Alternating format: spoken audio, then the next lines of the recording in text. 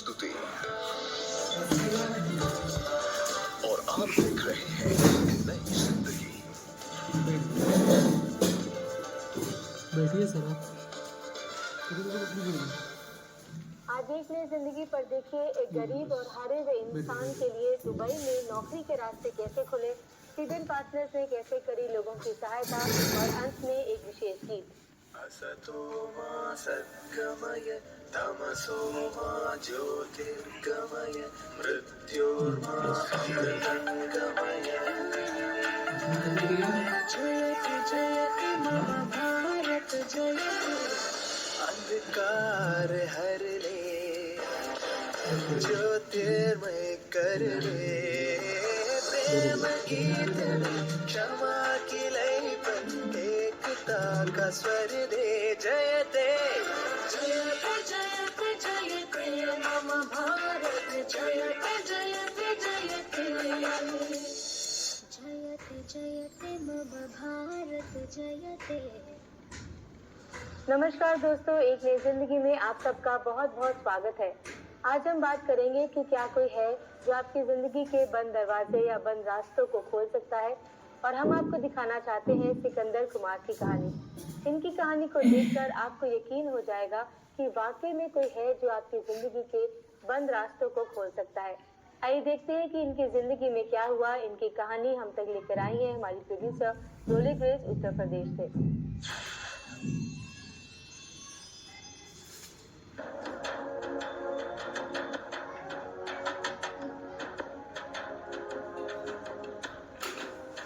कोई आशा नहीं, कोई उम्मीद नहीं, लेकिन बोलते हैं कि सब रास्ता बंद हो जाता है दुनिया का, तो प्रभु एक नया रास्ता खोलता है। जब हर तरफ से दरवाजा बंद हो जाए और जिंदगी में अंधेरा ही अंधेरा नजर आए तो निकलना बहुत मुश्किल हो जाता है और ख्वाहिशें तो दम ही तोड़ने लगती हैं। इसी तरह बनारस के रहने वाले सिकंदर ने बचपन से ही गरीबी देखी और जिंदगी संघर्षों से कम नहीं थी। बचपन में काफी कुछ तंगी मुसीबत था। मेरे भैया का पढ़ाई उधर छूट गया, हमारा भी पढ़ाई छूट गया, और इसके बाद मैकेनिकल का काम सीखने लगे। काम सीखते सीखते 2-2.5 साल हो गया। उसके बाद मैंने एक गाड़ी खरीदा, विक्रम। गाड़ी रोड में चलाने लगा तो रोड में से भी इतना पैसा नहीं निकल रहा है। फिर मैंने अपने मन में सोचा कि मैं अपना खुद का गैरेज खोलूं, और वहाँ गैरेज खोलने के बाद फिर भी बिजनेस ठीक ठाक से चल नहीं रहा वहाँ। इसके बाद कुछ दिन ऐसा समय आ गया कि हमारा गाड़ी जो था उसको काट के बेचना पड़ा कबाड़ में, और फिर इसके बाद ऐसा भी समय आया कि हमारा गैरेज बंद हो गया, और उसी समय हमारा माइंड थोड़ा बिल्कुल अपसेट हो गया। और जब वहाँ से निकलने के लिए मैं बहुत कोशिश करता था, लेकिन बिल्कुल हमारे बस की बात नहीं लगता था। हमें यही लगता था कि अब सब कुछ खत्म हो गया। तभी सिकंदर के एक दोस्त ने कछुआ मिशन हॉस्पिटल के कैंपस में चल रहे इलेक्ट्रिकल ट्रेनिंग के बारे में बताया। मैंने यहाँ पे आकर इलेक्ट्रिकल ट्रेनिंग स्कूल में अपना एडमिशन किया, और इलेक्ट्रिकल ट्रेनिंग स्कूल से फिर अपना पढ़ाई चालू किया, ट्रेनिंग लेने लगा, और 5-6 महीने तक यहाँ पे था। इसके बाद विजय डेविड सर के पास कोई ऐसा ऑफर आया कि झारखंड में एक ट्रेनिंग अच्छा वहाँ पे भी है, और आप वहाँ भी जाएंगे तो अच्छा है। और झारखंड आने के बाद सिकंदर को हर सुबह प्रार्थना में बैठने का मौका मिला। प्रार्थना और वचन ने उनके अंदर कार्य करना शुरू किया। उन्हें वो शांति मिली जिसकी वो तलाश कर रहे थे।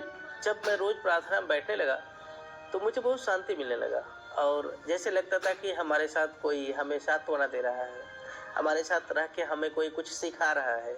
इसके बाद मैंने 4 महीना तक वहाँ पे रोज प्रार्थना में बैठता था। तो प्रार्थना में बैठता था तो एक सिस्टर था, मैंने उससे बाइबिल एक दिन मांगा। फिर हमने उस बाइबिल को खोल के पढ़ना चालू किया तो हमें बहुत ही अच्छा लगने लगा, और रोज हमने उसको मनन करने लगा, अध्ययन करने लगा बाइबिल का। हम ये सोचते हैं कि कोई मनुष्य किसी को नहीं बदल सकता है, प्रभु को वचन ही बदलता है सबको। मैंने ट्रेनिंग खत्म करके अपने कैंपस में आ गया वापस कछुआ। जब वहाँ से आया तो घर वाले देखे कि पहले से तो माइंड इसका बिल्कुल ठीक है, और पहले इतना परेशान रहता था, पहले इतना माइंडली अपसेट था, लेकिन वहाँ जाने के बाद एकदम बिल्कुल ठीक है।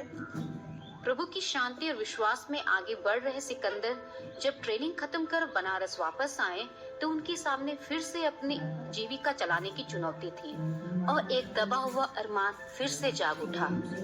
काम की तलाश में सोच रहे थे तो मुझे बार बार वही ख्याल आ रहा था कि दुबई जाएंगे, ऐसा मन में आ रहा था। तो कई बार मैं प्रार्थना करते थे गहराई के साथ, और प्रार्थना करने के बाद मैं ये बोला, प्रभु सिर्फ एक बार भेज दो, मेरे पास कुछ भी पैसा नहीं है, मेरे पास कोई भी कुछ भी ऐसा सपोर्टर नहीं है कि मुझे सपोर्ट करे, सिर्फ आप ही मेरी मदद कर सकते हैं। जल्द ही सिकंदर के लिए प्रभु ने रास्ता खोला। हमें बुलाने आ गया एजेंट कि आपका वीजा आ गया है दुबई से, और अभी आप दुबई जाएंगे और जल्दी से 50,000 पैसा लेके आ जाओ ऑफिस में। और उसी समय हमारे पास 50,000 पैसा बिल्कुल नहीं है, हमारे पास सिर्फ 16,000 पैसा है। तो हम निराश हो गए, लेकिन हम प्रार्थना करने लगे। तो हम और भैया और हमारे पापा हम लोग वापस आने लगे। तो रास्ते में एजेंट के घर से थोड़ा ही दूर में आने के बाद बड़ी तेज बारिश होने लगा तो हम लोग एक घर दिखाई दिया, और वो घर के लोग जो थे हमारे पापा के कुछ फ्रेंड थे, मतलब थोड़ा सा जान पहचान था। और क्या देख रहे हैं कि वहाँ की एक औरत जो थी उस घर का 10,000 पैसा लेकर हमारे पापा को लेके दिया, और इसके बाद जो आदमी थे वो भी 15,000 पैसा दूसरे व्यक्ति से मांग कर ले के दिए, और 25,000 वहाँ बैठे बैठे प्रभु ने इंतजाम किया। परमेश्वर ने गरीबी में भी एक गांव के लड़के को उसके दिल की अरमानों को पूरा करते हुए उसे दुबई में नौकरी दिलाने के लिए सब कुछ पूरा किया। मान सकते हैं। लेकिन अभी समय हो गया एक छोटे से ब्रेक का। ब्रेक के बाद आपको दिखाएंगे कैसे सीबेन पार्टनर्स ने एक महिला और उसके परिवार की सहायता करी।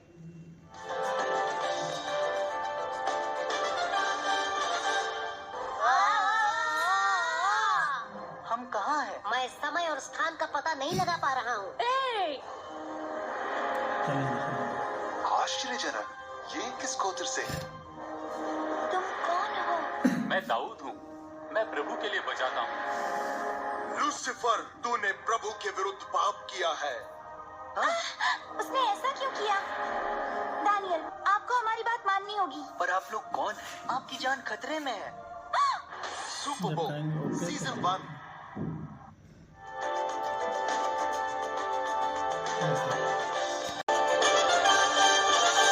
ब्रेक के बाद आपका एक नई जिंदगी में स्वागत है। चलिए अब आपको दिखाते हैं कुछ ऐसे कार्य जो सीबेन फाउंडेशन की टीम करती है सीबेन पार्टनर्स की सहायता के द्वारा। पूर्णी और उनके पति बुजुर्ग हैं और पूर्णी